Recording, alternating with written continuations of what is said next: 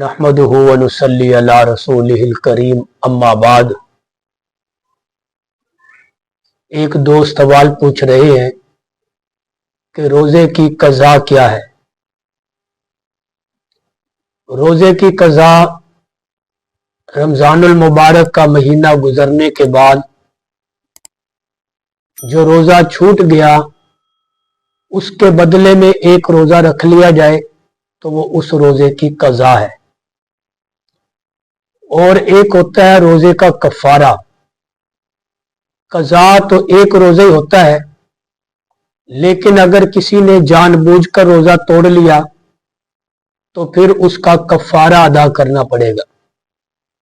और रोजे का कफारा ये है कि 60 रोजे मुसलसल लगातार रखेगा, दरमियान में कोई वक्फा नहीं होगा।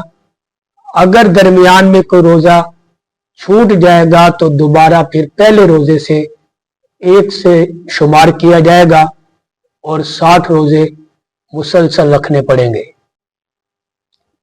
अगर तो किसी ने रोजे की हालत में जानबूझकर हम बिस्तरी की तो ना सिर्फ रोजा टूट जाएगा बल्कि रोजे का कफारा भी अदा करना पड़ेगा कि कज़ा भी उस पर लाजिम है और रोजे का कफारा भी उस पर लाजिम है। कि बाद में एक रोजा तो बतौर कज़ा के रखेगा और 60 रोजे जो हैं वो बतौर कफारा के रखेगा। और अगर उसने हम बिस्तरी की भूल कर कि उसे याद नहीं था कि मेरा रोजा है, तो ऐसी सूरत में उसका रोजा नहीं टूटेगा, जैसे भूल कर खाने पीने से रोजा नहीं टूटता। सवाल ये पूछा गया कि किसी को गुस्ल की हाजत पेश आई सहरी के वक़्त और अब उस पर गुस्ल भी फर्ज है और रोजे की सहरी का वक़्त भी मुख्तसर है। अगर वो गुस्ल करता है तो सहरी का वक़्त खत्म हो जाएगा और अगर वो सहरी करता है तो गुस्ल उसका मुअख्खर रहेगा। तो उसके लिए हुक्म ये है कि वो पहले सहरी खाए, उसी हालत के अंदर वो सहरी खा ले, क्योंकि सहरी का वक़्त उसके पास थोड़ा है। सहरी खाने के बाद फिर वो गुस्ल कर ले और गुस्ल करके नमाज फजर अदा कर ले, ये उसके लिए बेहतर सूरत है। एक दोस्त सवाल पूछ रहे हैं कि अगर दौराने नमाज वालिदैन में से कोई आवाज दे तो क्या नमाज तोड़ देनी चाहिए।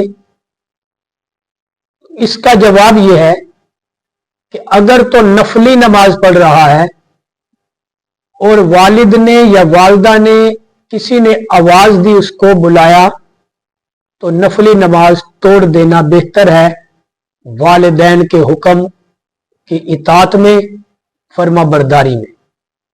और अगर वो फर्ज नमाज पढ़ रहा है तो फर्ज नमाज क्योंकि अल्लाह का हुक्म है, तो अब अल्लाह के हुक्म के मुकाबले में मखलूक का हुक्म नहीं माना जाएगा। नफली नमाज के मुतालिक तो है कि वो तोड़ दे, वालिदैन की बात सुने, लेकिन अगर फर्ज नमाज पढ़ रहा है, वालिद या वालदा ने आवाज दी, वो उसे मुख्तसर करके जल्दी खत्म करके बाद में अपने वालिदैन की बात सुने।